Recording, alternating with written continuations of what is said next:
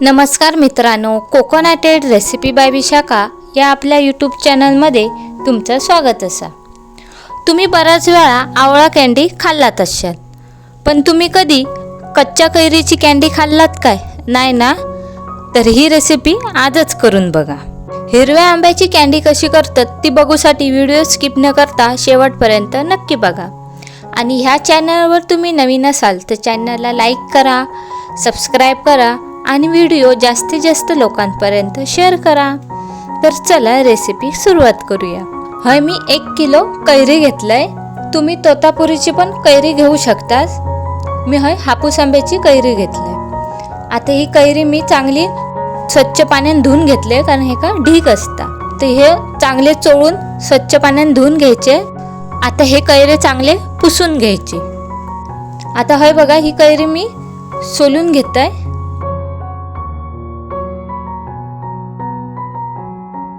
तर हाय बघा, मी कैरी चांगली सोलून घेतलंय। आता आपण ह्याचे लांबट उभ्या आकारात फोड्या करून घेऊया। एकदम जाड पण करायचे नाही आणि एकदम पातळ पण नाही। मी जसे व्हिडिओमध्ये दाखवले तसे मीडियम आकारामध्ये ह्याचे लांबट असे फोड्या करून घ्यायचे। तुम्ही तोतापुरीचे आंबे घेतलात तर सगळ्यात चांगले, कारण ते लांबट असे असतात, मग त्याचे भरपूर लांब असे फोड्या पडतात। आता असे मी सगळ्या कैऱ्यांचे फोड्या करून घेते। हाय बघा, सगळ्या कैरीचे मी फोड्या करून घेतलंय। आता मी एका बाजू पाणी गरम करत ठेवलेलं आहे। हे बघा, हे पाणी चांगलं उकळायचं आणि हे पाणी चांगलं उकळला का त्याच्यात हे फोड्या टाकून घ्यायचे। आता हे आंब्याचे फोडे जास्त शिजून घ्यायचे नाही, म्हणजे 70 ते 80% हे फोड्या शिजून घ्यायचे। हे बघा, आता हे मी 70 ते 80% शिजून घेतलंय। आता हे फोड्या मी ताटात काढून घेते। जास्त शिजवायचे नाही, जर जास्त शिजवलात तर हे मऊ होतले आणि हे तुटतले मधून। होय बघा, मी सगळे फोडी असे काढून घेतलंय। आता मी हे फोडी एका पातेल्यात काढून घेते। हे बघा,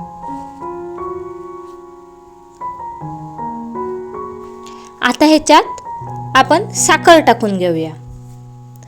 जर तुमचे तोतापुरीचे आंबे असतील तर ते का साखर कमी लागतं, कारण ती कैरी जास्त आंबट नसता। आता ह्याच्यात मी 400 ग्रॅम साखर टाकून घेतलंय। तुम्ही ह्याच्यापेक्षा जास्त पण साखर टाकू शकता, जर तुमका आणखी गोड हवे असतील तर। जर तुमका साखर वापरूची नसत तर तुम्ही साखरेऐवजी गूळ वापरलात तरी चालत। आता ही साखर चांगली मिक्स करून घ्यायची आणि हे झाकून 3 दिवस असंच ठेवायचं। पण लक्षात ठेवा, रोज सकाळी ह्या एकदा चमच्याने ढवळून घ्यायचं, नाही तर ती बुरशी पकडू शकता। असं 3 दिवस करायचा। आता हे बघा, तिसऱ्या दिवशी बघा किती पाणी सुटला। आता ह्या पाणी गाळून घ्यायचा। एक चाळण घ्यायची आणि त्याच्यात हे असा ओतून घ्यायचा। आणि जो साखरेचा पाक आहे तो तुम्ही सरबतात पण वापरू शकतास। आता हे आंब्याचे तुकडे चांगले निताळले आहेत। हे बघा, हे बघा, मी फूड कलरचा अजिबात वापर केले नाही। तुमका जर फूड कलर टाकूचं असेल तर तुम्ही टाकू शकतास। आता हे आपण उन्हात घालूया।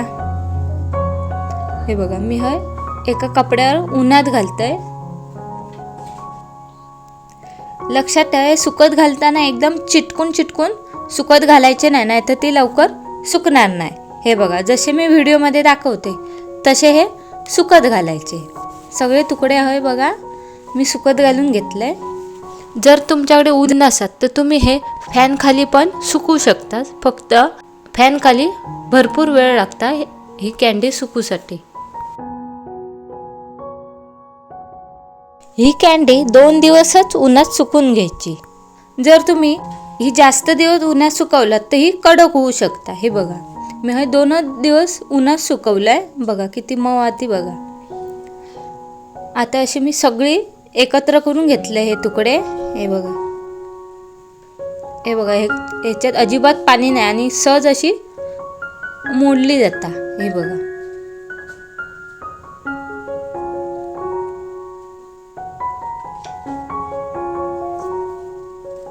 आता हे तुकडे जास्त दिवस ठेवूसाठी आणि लगेच खराब होऊ नये म्हणून याच्यावर आपण पिठी साखर टाकून घेऊया, म्हणजे ह्या तुकड्यांका पाणी सुटणार नाही आणि जास्त दिवस टिकून राहतील. पिठी साखर तुम्ही अंदाजे पण टाकू शकतास.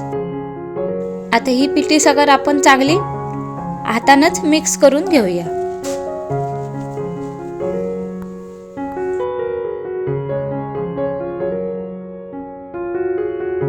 तर हे बघा चांगली मिक्स केलंय आणि ही कॅन्डी खाऊ एकदम मस्तच लागतं. तुम्ही अशी लहान मुलांका चॉकलेट देण्यापेक्षा अशी घरी बनवून दिलात तर लहान पोरं आवडेल खातील. तर ही कच्च्या कैरीची कॅन्डी तुमका कशी वाटली कमेंट करून नक्की सांगा. आणि ही कॅन्डी तुम्ही एकदा नक्की करून बघा आणि कमेंट करून नक्की सांगा कशी झाली आहे ती. आणि ह्यो व्हिडिओ तुमका आवडलो असत तर व्हिडिओक लाईक करा, शेअर करा, कमेंट करा आणि कोकणाटेड रेसिपी बाय विशाखा या चॅनलला सबस्क्राईब करूक विसरू नका. परत भेटूया एका नवीन रेसिपीमध्ये. बाय.